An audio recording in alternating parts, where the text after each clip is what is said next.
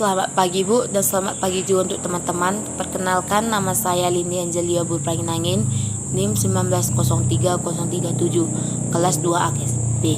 Di sini saya akan menjelaskan tentang sedikit pengolahan air dan limbah industri kelapa sawit. Daftar isinya yaitu yang pertama limbah cair WWTP atau IPAL, yang kedua bahaya limbah, yang ketiga metode pengolahan air limbah, yang keempat biological oxygen imine, yang keempat aliran pengolahan limbah, dan yang terakhir itu COT atau chemical oxygen demand. Di sini kita harus mengetahui apa itu dulu WWTP atau water treatment plant.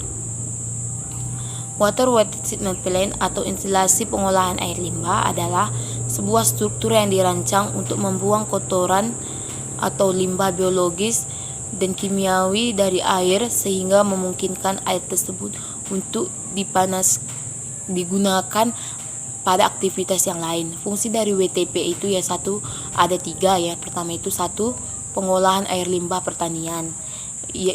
Fungsinya untuk membuang kotoran hewan, residu pestisida dan sebagainya dari lingkungan pertanian. Yang kedua, pengolahan air limbah perkotaannya itu membuang limbah manusia dari limbah rumah tangga lainnya. Yang ketiga itu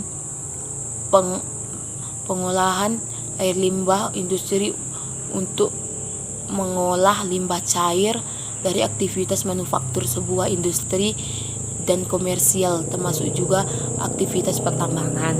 Yang kedua itu bahaya limbah industri minyak kelapa sawit. Limbah yang dihasilkan dari proses pengolahan minyak kelapa sawit adalah limbah cair dan limbah padat. Limbah padat berupa tandan buah kosong dan cangkang sawit. Tandan buah kosong umumnya digunakan untuk pupuk dan kompos. Prosesnya terlebih dahulu dicacah sebelum diaplikasikan atau dibuang ke lahan. Sedangkan cangkang buah sawit dimakan kembali sebagai alternatif bahan bakar pada boiler dan power generation. Yang kedua itu limbah cair. Limbah cair yang dihasilkan dari kegiatan industri pengolahan minyak sawit merupakan sisa dari proses pembuatan minyak sawit yang berbentuk cair tanaman dan tanah. Limbah air cair biasanya digunakan sebagai alternatif pupuk di bahan perkebunan kelapa sawit yang sering disebut dengan land application. Yang ketiga itu metode pengolahan air limbah. Metode dan tahapan proses pengolahan limbah cair. Saya ulangi, metode pengolahan air limbah. Metode dan tahapan proses pengolahan limbah cair yang telah dikembangkan sangat beragam titik limbah cair dengan kandungan polutan yang berbeda. Kemungkinan akan membutuhkan proses pengolahan yang berbeda. Satu yaitu pengolahan primer.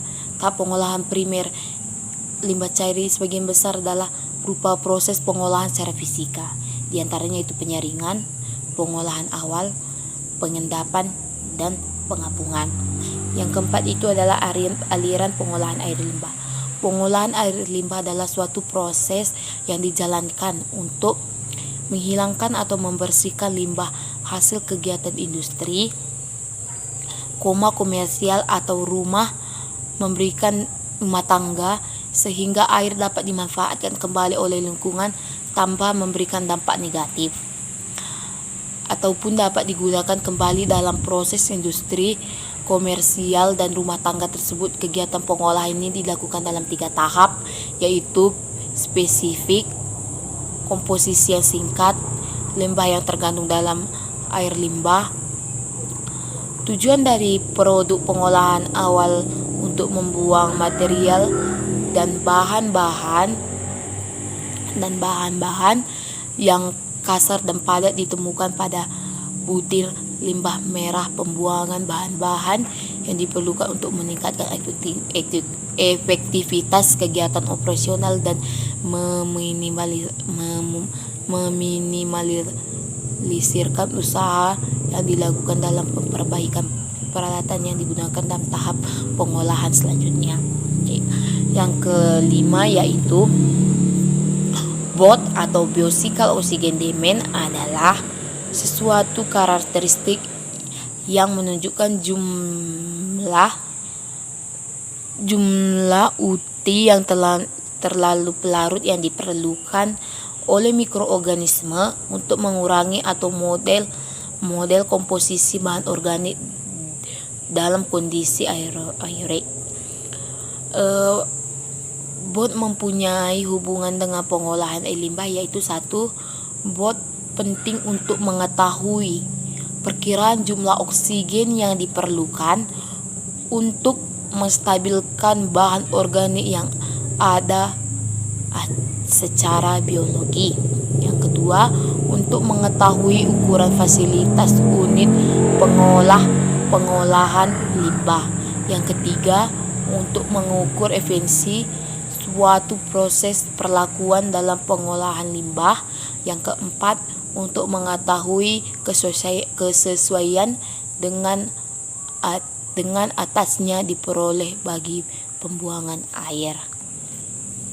Yang terakhir itu COD atau Chemical Oxygen Demand.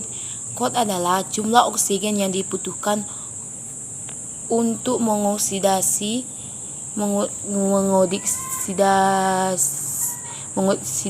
zat-zat organik yang terdapat dalam limbah cair dengan memanfaatkan oksidator kalium dikromat sebagai sumber oksigen. Angka COD merupakan ukuran bagian pencemaran air dengan pencemaran air oleh zat organik yang secara alamiah dapat dioksidasi melalui proses biologis dan menyebabkan berkurangnya oksigen terlarut dalam air. Sekianlah hasil penjelasan saya. Jika ada tutur kata yang salah, mohon dimaafkan. Sekian dan terima kasih. Selamat pagi.